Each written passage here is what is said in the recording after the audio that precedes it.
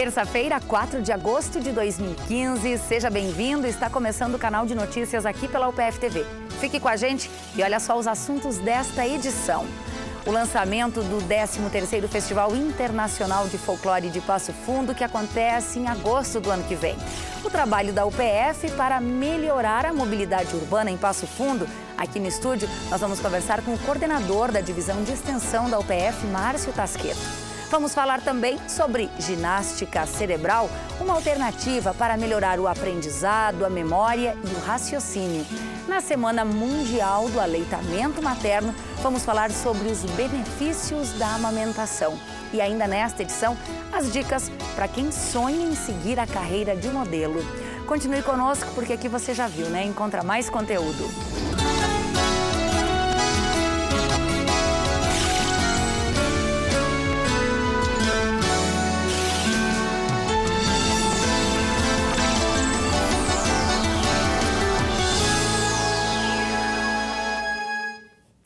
Um dos 10 maiores e mais bem organizados do mundo. Essas foram palavras ditas em 2014 pelo presidente mundial do CIOF, o Conselho Internacional das Organizações de Festivais Folclóricos e Artes Tradicionais, aqui em Passo Fundo. Referência nos 23 anos de história, o Festival Internacional de Folclore de Passo Fundo organizou um encontro para lançar a próxima edição, prevista só para agosto do ano que vem. Edição essa que vai homenagear o escritor gaúcho Simões Lopes Neto. O lançamento aconteceu ontem à noite, na semana em que Passo Fundo comemora 158 anos. Registros da cultura mundial. Música que os passofundenses já reconhecem. A história do povo gaúcho, as lendas e as tradições, encenadas a partir da literatura do escritor Simões Lopes Neto. Também a dança gaúcha por meio da chula. As danças polonesas do grupo Jupem de Erechim, que participou do primeiro Festival de Folclore de Passo Fundo. A dança internacional por meio do tango. Apresentações artísticas para lançar mais uma edição de um evento que há 23 anos acontece com a ajuda de centenas de voluntários. Eu já sou voluntário há 23 anos e a cada nova edição do festival a expectativa se renova. Então sempre também há voluntários novos.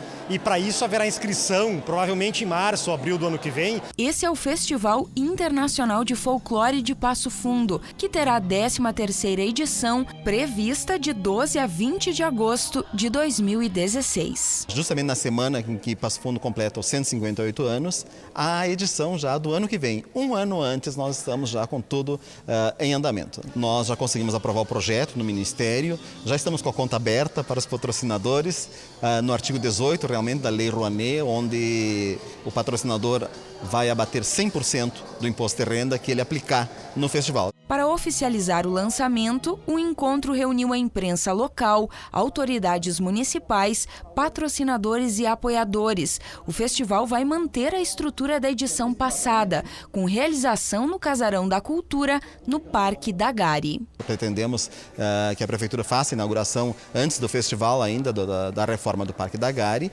e o formato todo ele, com os desfiles de ruas, oficinas, missa folclórica, visitas aos patrocinadores, espetáculos em praças, né? Quais são os principais desafios para se fazer valer um esforço para a cultura?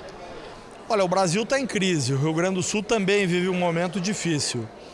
Mas eu sou otimista. Em Passo Fundo os investimentos continuam acontecendo em várias áreas e na cultura não é diferente. Nós acreditamos na cultura como um elemento transformador da consciência e da vida da população. Por isso vamos buscar os investimentos, sejam eles públicos ou privados, para que o festival se concretize e seja o grande festival que atrai milhares de pessoas a cada edição. Manter o formato do festival e também o número de grupos em torno de 14 a 15 estrangeiros, mais 4 ou 5 nacionais e os gaúchos que estarão participando dessa edição aqui, né? E já temos muitos grupos confirmados e outros em negociações. Essa parceria da Universidade de Passo Fundo da Prefeitura Municipal e de todas as pessoas que vão se agregar a esse projeto, a fim de dar as condições para a sua realização, tenho absoluta certeza que estão fazendo investimento de forma correta. 30% do custo total do festival geralmente é a prefeitura, é o município que custeia.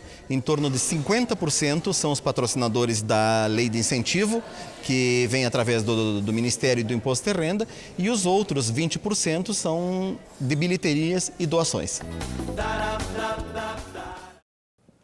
Para atender à demanda do Hospital São Vicente de Paulo, em Passo Fundo, o serviço de hemoterapia precisa de 60 doadores todos os dias. Esse número garante diversos procedimentos de alta complexidade, como cirurgias, transplantes e também no tratamento de pacientes oncohematológicos. Se você quer ser um doador, o serviço agora tem um novo horário, das 8 da manhã até as 4 horas da tarde. Outras informações tem o 3316 4087 e tem também o site que aparece aí na tela.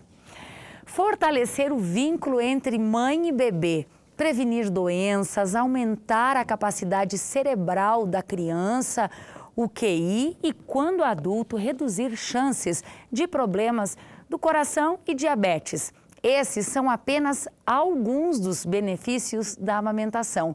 Nós estamos na Semana Mundial do Aleitamento Materno e a gente fala sobre este assunto a partir de agora com a pediatra Liege Mosato, professora na Faculdade de Medicina da UPF. Doutora, seja bem-vinda ao UPF TV. Obrigada, bela introdução. Que bom, doutora. É um pouco disso que vocês colocam para os pacientes e também para os alunos. Professora, o que é esta Semana da Amamentação, doutora Liege? Essa semana ela é comemorada mundialmente. É a primeira semana de agosto e ela serve, na verdade, para promover o aleitamento materno.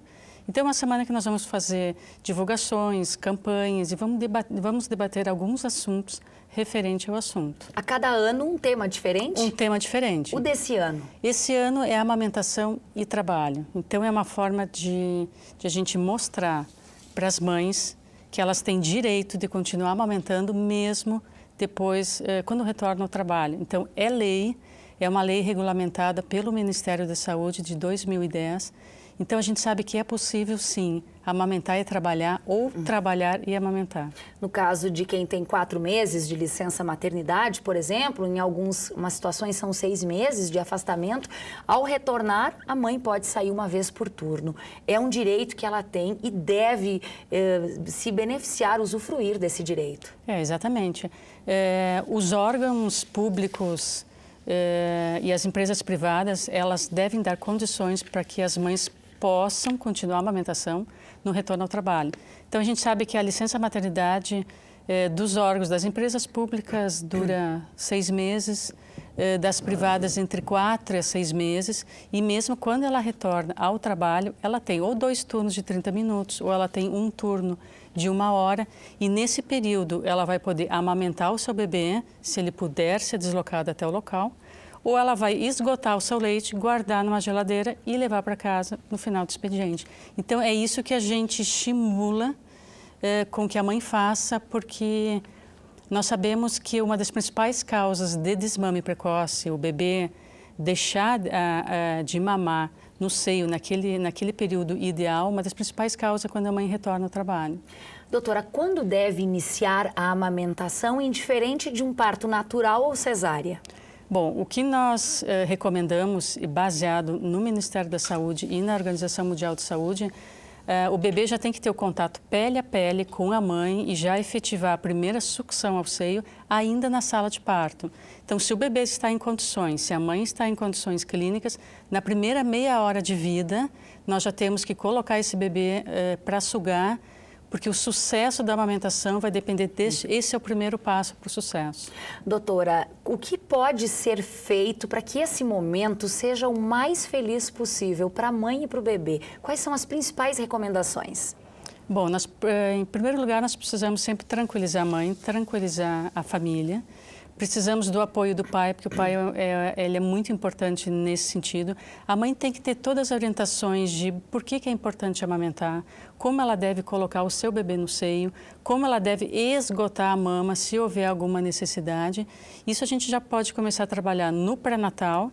E durante a estada dela no hospital, a gente intensifica essas orientações e depois segue nas consultas de puericultura. No caso de pequenas dificuldades, sejam fissuras no seio da mãe ou dificuldades do bebê de pega, a melhor orientação é qual, doutora? Bom, na verdade, nada impede que a mãe amamente, exceto algumas situações clínicas da mãe. O que a gente sabe é quando o bebê quando a mãe desenvolve alguma fissura, alguma dificuldade de pega, justamente o motivo é a dificuldade de pega. Então, a gente tem que trabalhar para que essa mãe consiga colocar o bebê de uma forma correta no seio, porque ele tem que pressionar uma determinada localização, aonde há acúmulo de leite, e aí que vai favorecer a saída da quantidade adequada de leite para ele. Doutora, uma última pergunta. O Ministério da Saúde preconiza que as mães devem amamentar exclusivamente, a criança deve apenas tomar o leite materno até os 6 meses de idade, somente o leite, e depois introduzir a água, o chazinho, as frutas, né? E aí dar continuidade até os 2 anos. Qual é a sua opinião sobre o assunto? É exatamente essa. É a recomendação da Organização Mundial de Saúde, do Ministério de Saúde, é que nos primeiros 6 meses a criança só receba o leite da mãe. Então é amamentação exclusiva. Nenhum outro líquido, nenhum outro alimento. A partir de 6 meses a mãe continua a amamentar, mas aí então de uma forma gradativa nós vamos introduzindo os outros alimentos. Para o bebê poder usufruir todas as vantagens que tu citaste no início e outras tantas, para ele poder usufruir de todas essas vantagens, ele precisa mamar exclusivamente no seio por 6 meses. Tá certo. Então, Obrigada. esse é o nosso trabalho. Obrigada pelas informações, doutora, e um bom dia. Obrigada. Muito obrigada. Bom, símbolo da cultura gaúcha, o chimarrão faz parte da rotina de muitos gaúchos, seja em casa, no trabalho, em espaços de lazer. E para garantir que a erva mate produzida aqui no estado tenha cada vez mais qualidade, a Emater e a Secretaria Estadual de Saúde estão discutindo novas estratégias. E este assunto vai ser debatido no programa de debates que vai ao ar toda terça-feira aqui na UPF TV. O programa será exibido hoje às 11 horas da noite. Depois do intervalo, ginástica cerebral para melhorar o aprendizado, a memória e o raciocínio e ainda as dicas para quem sonha em seguir a carreira de modelo. A gente já volta.